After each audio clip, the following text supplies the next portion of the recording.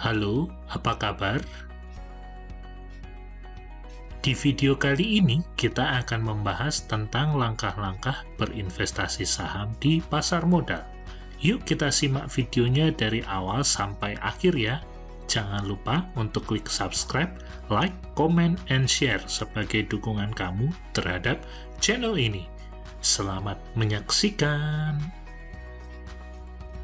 Apa saja kelebihan berinvestasi saham? Yuk kita simak video berikut ini. Yang pertama, modal relatif kecil. Modal awal yang dibutuhkan untuk berinvestasi saham relatif lebih kecil dibandingkan misalnya dengan membeli properti. Kita bisa membuka rekening saham dengan setoran awal cuma beberapa ratus ribu rupiah. Yang kedua, imbal hasil relatif lebih tinggi. Secara umum, investasi saham memiliki peluang untuk mendapatkan imbal hasil yang lebih tinggi, bahkan lebih besar dibandingkan dengan emas. Yang ketiga, paling praktis, bisa dilakukan di mana saja. Semua bisa dilakukan di rumah, mulai dari pembukaan rekening dan pembelian atau penjualan saham. Apalagi sekarang transaksi pembelian saham bisa secara online menggunakan komputer atau smartphone. Yang keempat, cocok untuk mereka yang sibuk. Bila Anda seorang karyawan, berbisnis sampingan malah bisa mengganggu pekerjaan kantor. Berinvestasi saham memungkinkan kita memiliki bisnis tanpa mengganggu kerja di kantor. Yang kelima, bisa dicicil secara fleksibel. Jika uang kita belum cukup banyak, kita bisa berinvestasi saham dengan uang yang ada terlebih dahulu. Bila sudah memiliki uang lagi, kita bisa menambah membeli saham kapan saja. Yang keenam, mendapatkan dua keuntungan sekaligus. Seperti telah dijelaskan sebelumnya, bila berinvestasi saham, kita berpeluang mendapatkan keuntungan dari kenaikan harga saham. Selain itu, kita juga berpeluang mendapatkan dividen setiap tahunnya. Yang ketujuh, sangat liquid. Jika membutuhkan uang, saham bisa dijual dengan segera, mudah, dan cepat. Berbeda misalnya bila ingin menjual properti, butuh waktu lama untuk mencari pembeli. Yang kedelapan, tidak ada biaya perawatan atau administrasi. Memiliki properti ada biaya perawatan tiap tahun dan biaya lainnya. Setelah membeli saham, Anda bisa menyimpan saham tersebut. Yang kesembilan, pajak paling murah. Pajak pembelian dan penjualan saham terbilang kecil, jauh lebih kecil dibandingkan dengan pajak properti. Kalau kita menjual properti, akan dikenakan pajak sekitar 5%. Kalau kita berbisnis usaha kecil, pajaknya sebesar 1% dari omset. Di saham, pajak dikenakan saat penjualan saham saja, sebesar 0,1%. Yang ke-10,